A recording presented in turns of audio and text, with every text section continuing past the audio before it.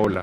Ahora estás viendo Palabra del Día, una serie de videos en la que te enseñamos a pronunciar algunas palabras en quechua.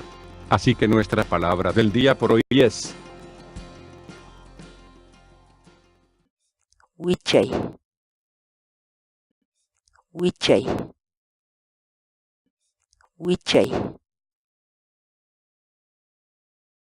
la palabra quechua. huichay, En español significa subir. Por ejemplo, pai huichan marcaman. Este video ha sido revisado y aprobado para su publicación por la Academia Mayor de la Lengua Quechua, Cusco. Teléfono: 084-315296. Dirección: calle Chaparro 231, Cusco, Perú. Para mayor información dirígete a www.amlq.org.pe.